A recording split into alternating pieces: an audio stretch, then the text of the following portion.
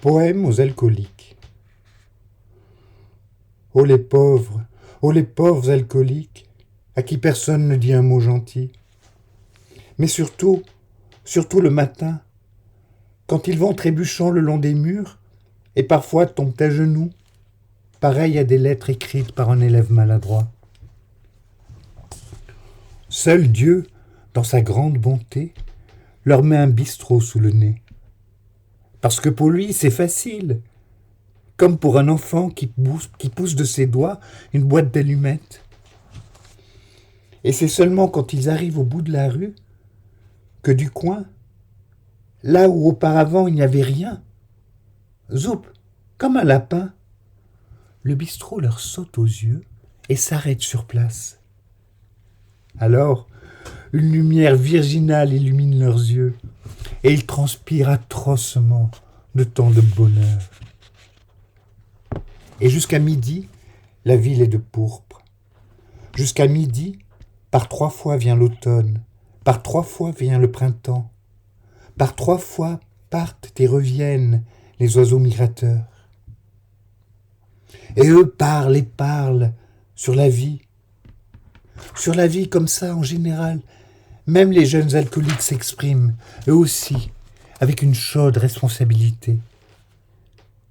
Et s'ils balbutient encore et trébuchent sur les mots, ce n'est pas qu'ils expriment des idées tellement profondes, mais parce que, inspirés par leur jeunesse, ils réussissent à dire des choses pleines de véritables émotions. Mais Dieu, dans sa grande bonté, n'en reste pas là. Aussitôt, il fait du doigt un trou dans les murs du ciel et invite les alcooliques à regarder. Oh, où a-t-on déjà vu tant de bonheur sur le visage d'un seul homme ? Et même s'il tremble trop pour réussir à voir autre chose qu'un bout d'herbe, tout cela reste quelque chose de surnaturel. Jusqu'à ce qu'il y en ait un qui se lève et brise tout. Et il dit, bientôt viendra le soir. Alors, on se reposera et on montrera plein de repentir. Alors, un par un, ils se lèvent de table. Ils essuient leurs lèvres humides d'un mouchoir. Et ils ont très, très honte. La création du monde. Et ce fut le soir, et ce fut le matin. Mais ce fut il y a longtemps, et une seule fois.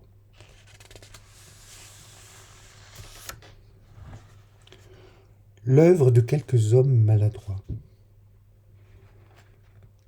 Ils buvaient sans cesse de ces boissons qui empestent, et ils pleuraient, et lui chantaient à l'oreille des chansons de plus en plus cochonnes.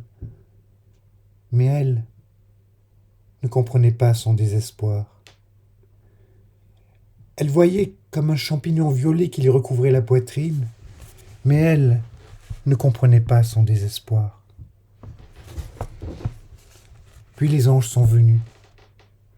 Ils se baladaient sur lui comme les fourmis sur une fourmilière, et prenant ses cheveux entre les dents, ils l'ont traîné sur un chemin de pierre à travers l'herbe, jusqu'au jardin.